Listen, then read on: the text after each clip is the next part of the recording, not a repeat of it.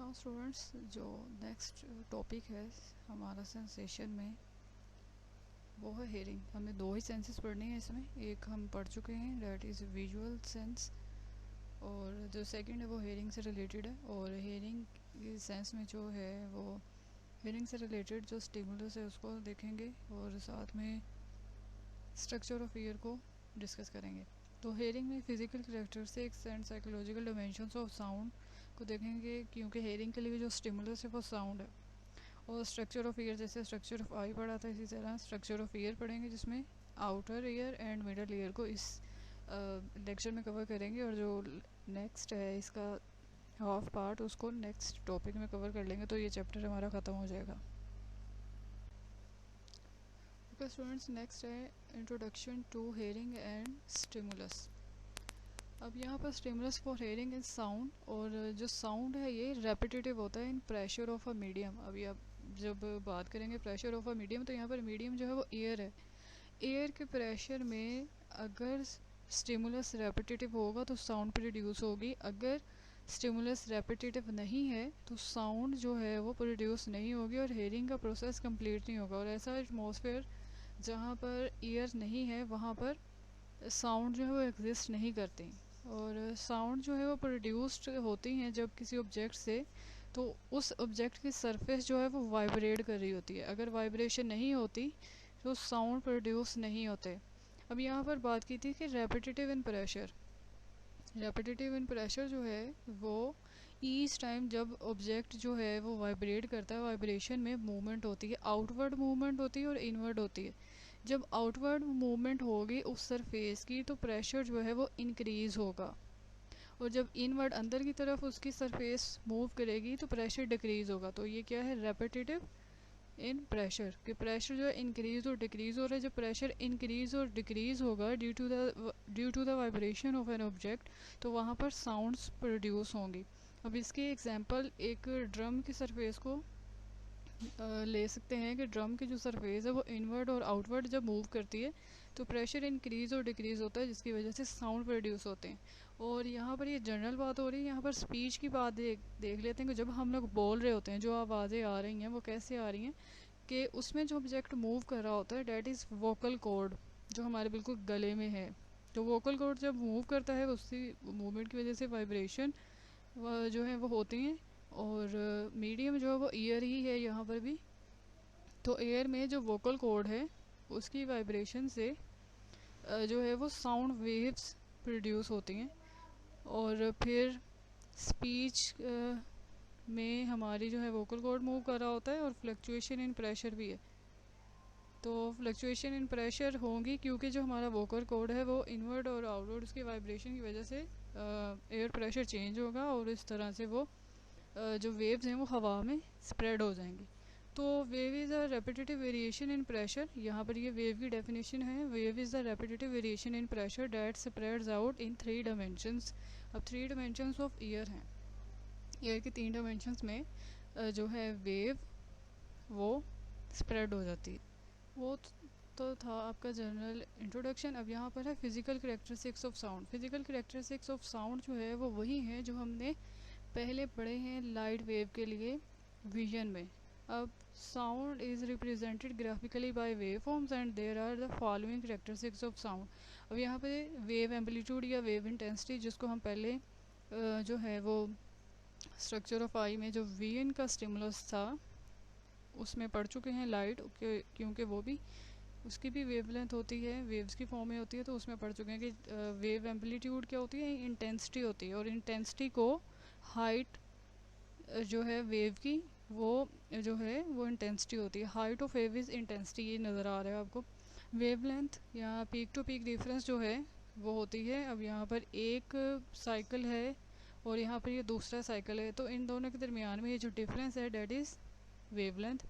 और फ्रीक्वेंसी भी है इसमें। फ्रीक्वेंसी जो है number of complete cycles pass by a given point in space every second.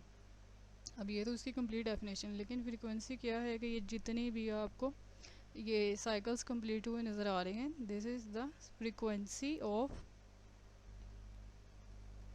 Sound waves. और इसको फ्रीक्वेंसी को डिनोट किया जाता है एच जी से। और इसकी जो है अब ए सी से इसको डिनोट किया जाता है। तो 20,000 हर्ट्ज़ के बारे में हमने पहले पढ़ा है कि अगर इतनी फ्रिक्वेंसी में होंगी साउंड वेव्स तो उनको सुना जा सकता है। जितनी ज़्यादा longer the wavelength lower the frequency. अब यहाँ पर लॉन्गर द वेवलेंथ, यहाँ पर डिफरेंस बहुत ज़्यादा है इन दोनों के दरमियान में। तो जितनी ज़्यादा लॉन्ग होंगी जो है वेवलेंथ और उनकी फ्रिक्वेंसी उतनी ही ज़्यादा लो होगी। और अगर फ्रिक्वेंसी जो है वो हाई है, बहुत ज़्यादा, एक वेव में बहुत ज़्यादा फ्रिक्वेंसीज हैं, तो उसकी जो वेवलेंथ है वो शॉर्टर होगी। तो ये इन दोनों की एग्जांपल दी हुई है। यहाँ पर वेवलेंथ लॉन्गर है और फ्रिक्वेंसी लोअर है। यहाँ पर वेवलेंथ जो है वो शॉर्टर है और फ्रिक्वेंसी जो है वो हाई है। नेक्स्ट है साइकोलॉजिकल डायमेंशन ऑफ साउंड। अब psychological dimension of sound depend करती हैं फिज़िकल करेक्टरिस्टिक्स ऑफ साउंड में, क्योंकि physical characteristics of sound he psychological dimension of sound को प्रोड्यूस करते हैं। जैसे कि हम लोग फिज़िकल करेक्टरिस्टिक्स ऑफ साउंड पिछली स्लाइड में पढ़ चुके हैं, जिसमें वेव एम्पलीट्यूड है और वेवलेंथ है और उसके बाद साथ में फ्रीक्वेंसी है। तो ये जो फिज़िकल करेक्टरिस्टिक्स ऑफ साउंड में वेव लेंथ है और साथ में जो फ्रीक्वेंसी और एम्पलीट्यूड है, यही मिलकर इसको बनाते हैं साइकोलॉजिकल डायमेंशंस ऑफ साउंड में। Psychological experience of sound depend करता है फिजिकल करेक्टरिस्टिक्स ऑफ साउंड पे। अब जो साइकोलॉजिकल डायमेंशंस ऑफ साउंड है उसमें सबसे पहले आती है लाउडनेस। लाउडनेस में जो फिजिकल करेक्टर इन्वॉल्व है that is amplitude of sound. जितना ज़्यादा एम्पलीट्यूड होगा, एम्पलीट्यूड मीन इंटेंसिटी, जितनी ज़्यादा इंटेंसिटी होगी वो जो साउंड है उतना ही ज़्यादा लाउड होगा। अगर इंटेंसिटी लो है तो फिर वो साउंड जो है लो होगा। अब एम्पलीट्यूड क्या होता है?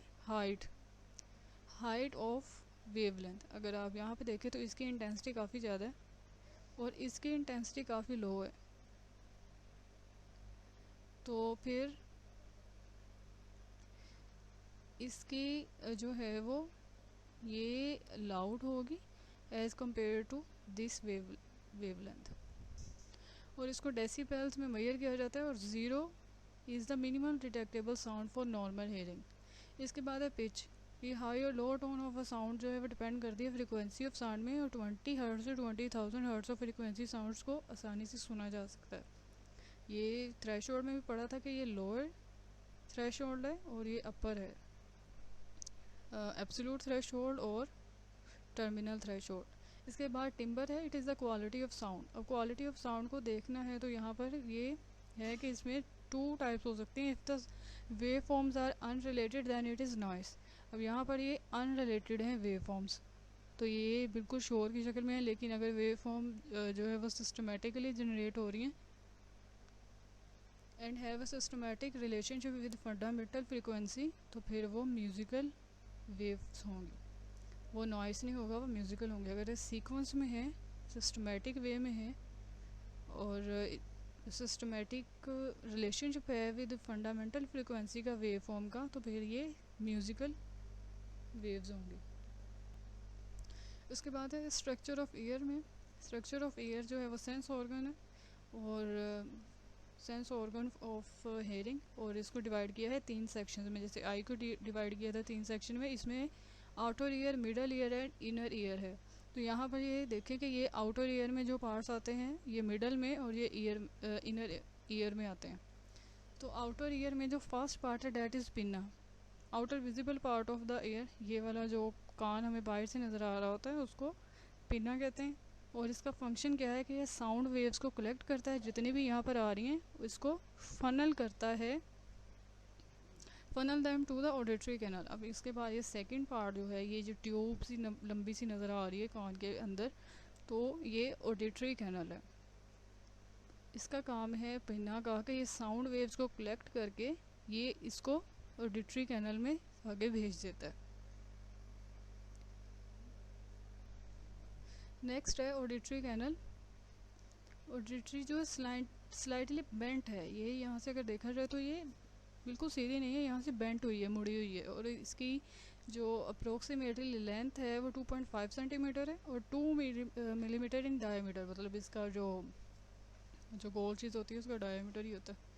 तो ये उसके ऊपर से नीचे तक अगर देखा जाए तो ये 2 मिलीमीटर इन डायमीटर है। ये वैक्स्ड है, तो जो डस्ट पार्टिकल्स हैं वो इसी में, इसके वैक्स में अब्जॉर्ब हो जाते हैं। कान में वैक्स होती है जो डस्ट पार्टिकल्स को अब्जॉर्ब करती है, हमारे कान की जो है उसको प्रोटेक्ट करती है, ड्राइनेस से बचाती है और इसको सॉफ्ट और फिट रखती है।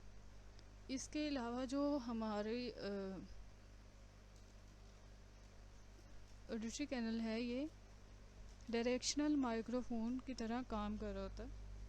हमारा जो आउटर ईयर है वो आउटर ईयर डायरेक्शनल माइक्रोफोन की तरह काम करता है। डायरेक्शनल इसलिए क्योंकि इसको अपने सर को, क्योंकि कान तो सर के साथ ही जो है वो जुड़े होते हैं, तो जिस तरफ से आवाज़ आ रही होती है उस तरफ हम अपना सर जो कर लेते हैं, कान उस तरफ कर लेते हैं, तो that is a directional microphone, जिसका काम है कि picks up sound and modifies it.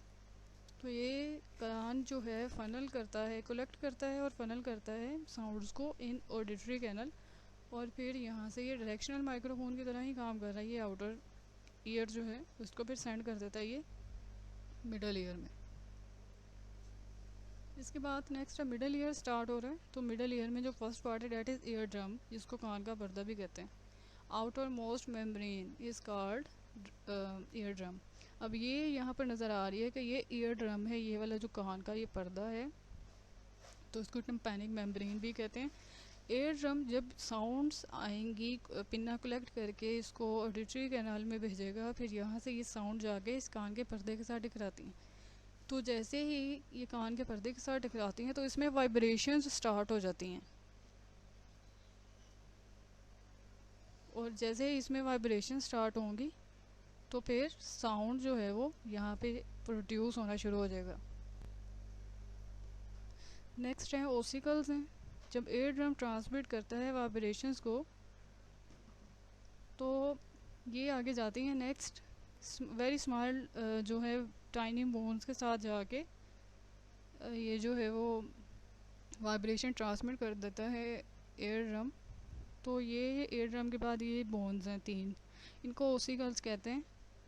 अब इन ओसिकल्स में ये हैमर है या मेलियस है, उसके बाद ये इनकस या एनुअल है, और ये वाला यहाँ पे ये स्टेप्स या स्टेरअप है। तो इनकी स्ट्रक्चर की वजह से इनके इस तरह के नाम रखे हुए हैं, जिसको हथौड़े नुमा, हरन नुमा, और ये जो स्टेरअप है स्टेप्स नुमा, इनकी आउटर लुक की वजह से इनको इस तरह के नाम दिए हैं। तो इनमें वाइब्रेशन ट्रांसफ़र कर दी जाती हैं, ये भी वाइब्रेट होना शुरू हो जाते हैं। और ये बोन्स जो जैसे कि आप देख सकते हैं कि एक दूसरे के साथ इंटरकनेक्टेड हैं। ईयर ड्रम से वाइब्रेशन गई और ट्रांसफ़र हो गई है इन ओसिकल्स में, और ओसिकल्स से आगे फिर ये ट्रांसफ़र हो जाती है ओवल विंडो को। अब ये जहाँ पर इसका ये नज़र आ रहा है, जहाँ पर ये कनेक्ट हुआ जाके ये बिल्कुल ओवल शेप में है, तो ये ओवल विंडो है। ये वाइब्रेशंस आगे नेक्स्ट ओवल विंडो में ट्रांसफ़र करती जाती हैं। नेक्स्ट है students Oval window. Oval window जो है अगर आप देखें, इसको कंपेयर करें इस एयर ड्रम को और इस ओवल विंडो के साइज़ को, जिसको सर्कल किया हुआ था, इन दोनों के साइज़ में बहुत विजिबल डिफरेंस है। ओवल विंडो जो है ये 20 टाइम्स स्मॉलर है देन ईयर ड्रम। तो जब ईयर ड्रम से साउंड जो है वो जाएंगी ओसिकल्स में, और ओसिकल्स को से ये वाइब्रेशंस जो है वो एंटर होंगी ओवल विंडो में, तो ये प्रेशर जो है जो साउंड वेव्स हैं उसको एम्पलीफाई कर देती हैं। मीन्स कि उसकी इंटेंसिटी में जो है वो इन्हेंस कर देती हैं उसकी उन साउंड वेव्स की इंटेंसिटी को। और इसके बाद है कि वाइब्रेशन जो है लार्जर एरिया से स्मॉलर एरिया की तरफ जब ट्रांसफ़र होगा तो इस पर फोर्स एक्सर्ट होगी कि उन्होंने बड़े एरिया से छोटे में जाना है। तो जब वो फोर्स एक्सर्ट की जाएगी उन वाइब्रेशंस पे तो एम्पलीफाई हो जाएंगी साउंड एनर्जी। इसके बाद ये है कि अगर ओवल विंडो की एफिशिएंसी को जो है नॉर्मल लेवल पे रखना है तो air pressure within the middle ear and atmospheric pressure equal रहना चाहिए। अब ये एटमॉस्फेरिक प्रेशर को with in the middle ear and outside of the year जो है वो इक्वल रखने के लिए भी एक यहाँ पर स्ट्रक्चर है जिसको यूस्टेशियन ट्यूब कहते हैं। उसको नेक्स्ट पढ़ते हैं कि वो क्या है। तो ये लास्ट पार्ट है मिडल ईयर का, यूस्टेशियन ट्यूब। ये मेंटेन करती है मिडल ईयर में प्रेशर ऑफ साउंड को या एयर को और outer side of the year. तो ये यहाँ पे ये है यूस्टेशियन ट्यूब है। ये कनेक्ट करती है मिडल ईयर को और थ्रोट को। ये मिडल ईयर जैसे सबसे पहली स्लाइड में जो है पिक्चर में दिखाया था कि उसमें पिन्ना मिडल ईयर और इनर ईयर को डिवाइड किया। तो ये कनेक्ट करती है मिडल ईयर को और थ्रोट को।